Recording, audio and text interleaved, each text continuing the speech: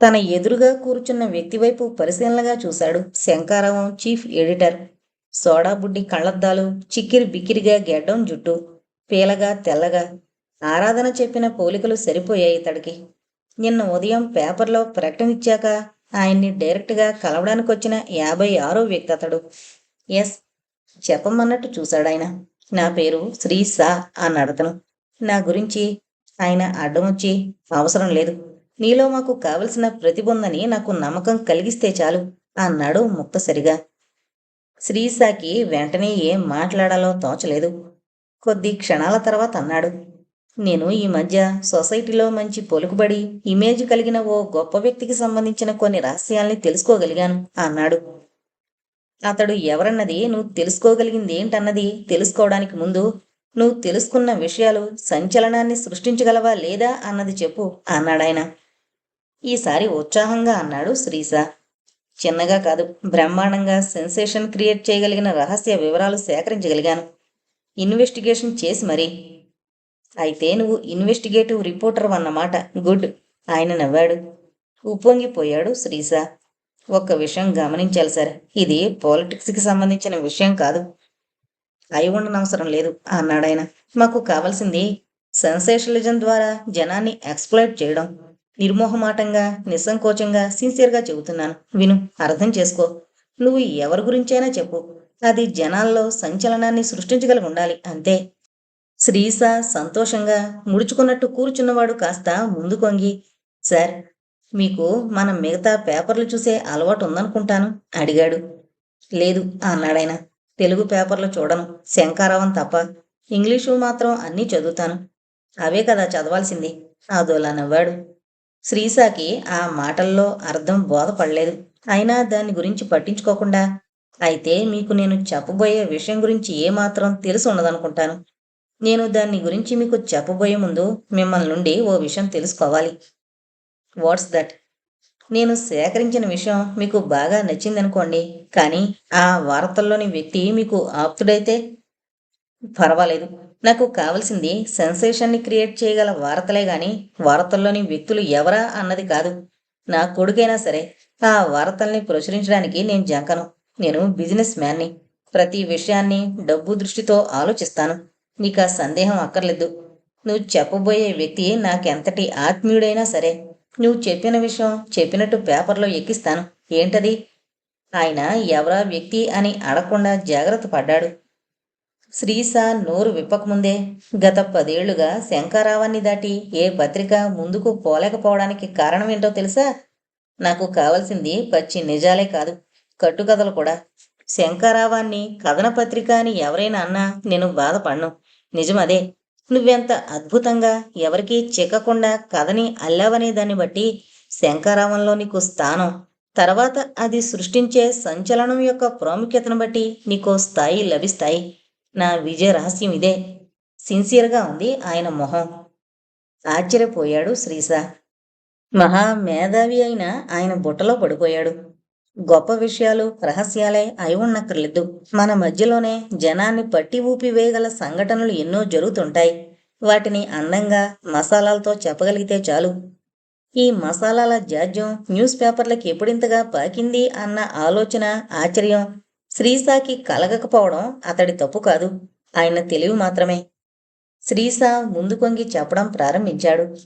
ప్రీతం పేరు మాత్రం చెప్పకుండా తను తెలుసుకోగలిగిన రహస్య వివరాలకు 100 కల్పనలు జోడించి తయారు చేసిన కథ అతడు ఎంత అద్భుతంగా చెప్పాడంటే అంత మేధావైన ఆయన కూడా నిజమేనేమో అన్నంతగా ఆశ్చర్యపోయాడు.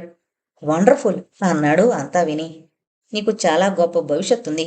ఇంత బాగా చెప్పగలిగిన వాడివి ఇంకా బాగా రాయగలవన్న నమ్మకం నాకు ఏర్పడింది. రేపటి నుండి ప్రారంభిద్దామా? ఉత్సాహంగా అడిగాడు. శ్రీసాగ శరీరం గాల్లో తేలిపోతున్నట్టు అనిపించింది. ఇంకో 2 రోజులు టైం ఇవ్వండి సార్, ఇంకా నిజాలు తెలుసుకుంటాను. నీ ఇష్టం. ఏవి నువ్వు తీసిన ఫోటోలు? శ్రీస తన ఒళ్ళో ఉన్న ఫైల్లో నుండి ఓ కవర్ తీశాడు. సార్, ఈ ఫోటోల్లోని వ్యక్తిని చూసి మీరేమీ వెనకాడరుగా? ఇంకా సందేహం తీరలేదు అతడికి. నాన్సెన్స్. ఏం నీ మూర్ఖత్వం? నా కొడుకైనా వెనకాడేది లేదని చెప్పానా లేదా? ఆయనకసలు కొడుకు లేరు, అది వేరే విషయం. అది శ్రీసాకి తెలీదు. కవరు ఇవ్వడం కంటే ముందు చెప్పాడు. అతడు ప్రముఖ వ్యాపారవేత్త ప్రీతం. మొదట అదిరిపడ్డట్టు నటించాడాయన. తర్వాత నమ్మలేనట్టు చూస్తూ వాట్ యు సే అన్నాడు. నిజం సార్, నేను చెప్పిన కథ కాస్త కల్పితం ఉంటే ఉండొచ్చు అన్నాడు కాస్త భయంగా అనుమానంగా చూస్తూ. హఠాత్తుగా ఆవేశంతో ఉణికిపోవడం ప్రారంభించాడాయన. అది చూసి బెదిరిపోయాడు శ్రీశ. ఆ కోపం ఆవేశం తన మీదేనని, ఆయన్ని నమ్మి అంత గొప్ప రహస్యాల్ని చెప్పినందుకు తనని తానే నిందించుకోబోయాడు. అంతలోనే ఆయన గోల్డెన్ ఛాన్స్ అరిచినట్టే అన్నాడాయన. బిత్తరపోయాడు శ్రీశ. ఆ బస్టర్ని సాధించడానికి, నా కసి తీర్చుకోవడానికి ఇది నిజంగా సువర్ణ అవకాశం. ఏంటి? నమ్మలేకపోయాడు శ్రీశ. మీకు ప్రీతం మీద కసా? కసే కాదు, పగ కూడా అక్కసుగా అన్నాడు. మీకు అతడు మంచి ఫ్రెండ్ అనుకుంటానే. నమ్మలేనట్టు అన్నాడు. 6 నెలల క్రితం సంగతిది. తను కొత్తగా ప్రారంభించిన టెక్స్టైల్స్ మిల్స్లో నాకు షేర్స్ ఇస్తానని ఆనందరావుకిచ్చి మోసం చేశాడు. ఆనందరావు ఆంధ్ర నవత డైలీ చీఫ్ ఎడిటర్. పెద్ద శత్రువు వ్యాపారపరంగా ఈయనకి. ఎగిరి గంతేశాడు ఈ మాట విని శ్రీశ. ఒక్క దెబ్బకి 4 పిట్టలు. తనకి శంకారావంలో గొప్ప స్థానం, పేరు. ప్రీతం మీద పగ సాధించొచ్చు. అటు ఈయనకి వ్యాపారరీత్యా వ్యక్తిగతంగా కూడా లాభం. 4 birds in 1 shot. అతడు శ్మశానంలో తీసిన ఫోటో, సమాధి మీద ప్రీతం, కారులో ప్రీతం, శ్మశానం దగ్గర కారు, కారులో నుండి దిగుతున్న ప్రీతం. అవి చూసి ఆయన అవాక్కైపోయాడు మనసులో. నువ్వు పత్రికల పాఠకుల అదృష్టం బాగోక రచయితవి కాలేకపోయావు. అది రచయితల అదృష్టం. నీకు చేయుతనిస్తే మహా రచయితవి మాత్రం అవుతావు. జర్నలిస్టు అయ్యే విషయం అలా ఉంచి, అప్పుడు నీ ముందు నేటిమెట్టి రచయితలంతా సుడిగాలిలో గడ్డిపోచల్లా చెల్లా చెదిరైపోక తప్పదు. నీకా దృష్టి లేదు కాబట్టి బ్రతికి బట్టకట్టిపోయారు అనుకున్నాడు. నువ్వు స్వార్థపరుడివి కాకపోతే నిన్ను రచయితను చేద్దును అని కూడా అనుకున్నాడు. తర్వాత 2 రోజుల తర్వాత ఇది యథార్థ కథే పేరుతో ప్రారంభిద్దాం సీరియల్లా. ఓ 10 రోజుల పాటైనా రాయి. 2 రోజులకో ఫోటో వేద్దాం అన్నాడు. శ్రీశ ఉక్కిరిబిక్కిరైపోతూ అలాగే సార్, మీరీ ప్రయోగం వెనకట్టుకొకసారి చేశారనుకుంటాను అన్నాడు. అవును, ఇది యథార్థ గాథ పేరుతో చేశాను. ఇప్పుడు ఇది యథార్థ కథే అంటూ కొత్త శీర్షిక ప్రారంభిద్దాం. ఓకే అన్నాడు. ఓకే సార్, ఈ లోపల వీలైనన్ని కొత్త విషయాలు సేకరిస్తాను అంటూ లేచాడు శ్రీశ. గదిలో కూర్చుని ఆలోచిస్తే 5 నిమిషాల్లో 6 వివరాలు సేకరించగలవు అనుకున్నాడాయన. శ్రీశ గాలిలో తేలిపోతూ వచ్చి ఓ వైన్ షాప్లోకి వెళ్ళి బరువుగా ఉన్న సంచితో తన రూంలోకి వచ్చాడు. వచ్చి కూర్చోవడం. రాత్రి 8 దాకా తాగుతూనే ఉన్నాడు. సరిగ్గా 8 లేచి ఆ శ్మశానం ఉండే పల్లెటూరు బయలుదేరాడు. అందుకోసమే, ధైర్యం కోసమే అతడు ఒళ్ళెరకుండా తాగింది. శ్రీశ పత్రికాఫీసులో నుండి బయటకొచ్చిన వెంటనే ఓ మనిషి అతడిని వెంబడించి వెళ్ళి గంటలో తిరిగొచ్చాడు. అతన్ని గురించిన ఫుల్ పర్టికులర్స్తో. Good progress. ఆ మనిషిని మెచ్చుకుని ఆరాధనకి ఫోన్ చేశాడు శంకారావం ఎడిటర్ గారు. అప్పుడు సమయం 6:30 PM. ఆ సమయంలో ఆరాధన ఇంట్లో లేదు. అంతకు అరగంట క్రితమే ప్రీతం ఇంటికి వెళ్ళింది. మళ్ళీ ఆయన అరగంటకొకసారి ఆరాధన కోసం ప్రయత్నించాడు. లాభం లేకపోయింది. ఫోన్ ఎవరూ ఎత్తలేదు. ఆయన ప్రీతం ఇంటికి ఫోన్ చేద్దామా అని ఆలోచించాడు. మళ్ళీ ఆ ప్రయత్నాన్ని విరమించుకున్నాడు. అదే ఆయన చేసిన పొరపాటు. ప్రీతం ఇంటి ముందు లాన్లో చైర్స్లో కూర్చునున్నారు. శారదమ్మ, లలితమ్మ తప్ప ఇంట్లో ఉన్న మిగతా 4. బయట నుండొచ్చిన ఆరాధన, రూప. రూప కాలిఫోర్నియా వెళుతుంది ఎల్లుండే. పాస్పోర్టు, వీసా అన్నీ రెడీ అయిపోయాయి. ఆరాధనతో గడుపుదామని ఆమె ఇంటికొచ్చింది.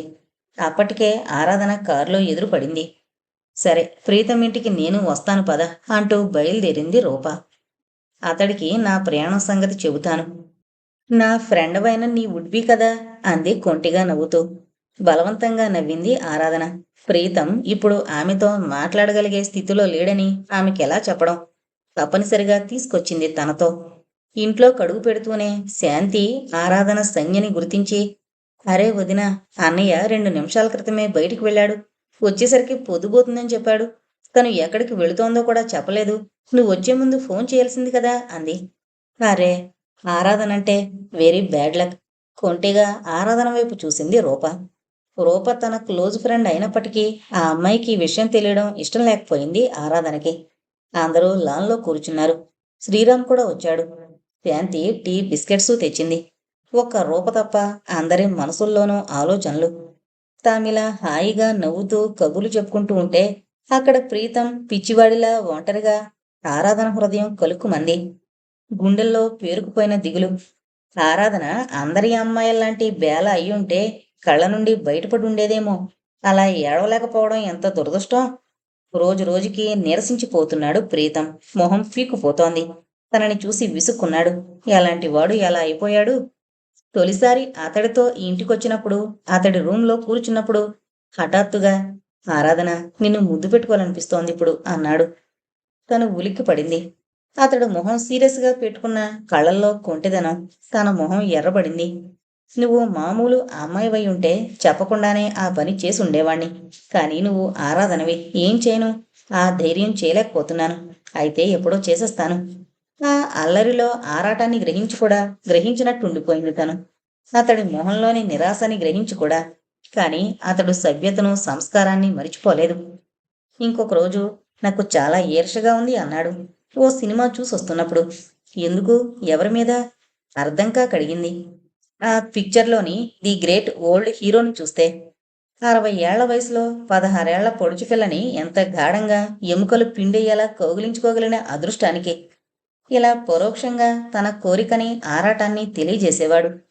తన నుండి గ్రీన్ సిగ్నల్ లభించలేదని నిరుత్సాహపడేవాడే గాని తన హద్దుల్ని దాటేవాడు కాదు. అందుకు తనోసారి ఏదో మైకంలో థ్యాంక్స్ చెబితే, ఇదేం గొప్ప ఆరాధన, నేను టీనేజ్ కుర్రాణ్ణా, తొందరపడడానికి, నన్ను నేనెలా అదుపులో పెట్టుకోవాలో నాకు తెలుసు అంటూ నవ్వాడు. ఇప్పుడతని కౌగిలిలో తలదాచుకోవాలనుంది తనకి. అతడి ముద్దుల్లో కరిగిపోవాలనుంది. ఎందుకిలా అనిపిస్తోంది? అతడిని తనెంత అభిమానించింది. కాస్త ఆలస్యంగానైనా తన సొంతం అవుతాడన్న నమ్మకం ఉండబట్టి అప్పుడతన్ని గీత దాటనీలేదా తను? ఇప్పుడు అతడు తనకి దక్కడన్న అనుమానం, భయం తనలో ప్రవేశించడం వల్ల ఇలా ఆలోచిస్తోందా? ఈ ఆలోచన ఆమె గుండెను వణికించింది. నో! పైకే పెద్దగా అరవబోయి నిగ్రహించుకుందామె. లేదు లేదు, అలా జరగదు. ప్రీతంని తను దక్కించుకుంటుంది. ప్రీతం తనవాడు ఎప్పటికీ. బేలగా మారిపోతోంది ఆమె గుండె. అది కరిగి నీరవుతుందని భయపడిందామె. ఆనందించింది కూడా. ఆరాధన తనని తాను కంట్రోల్ చేసుకోవడానికి చాలా కష్టపడింది. కొద్ది నిమిషాల్లోనే రూప, తాతగారు మంచి ఫ్రెండ్ అయిపోయారు.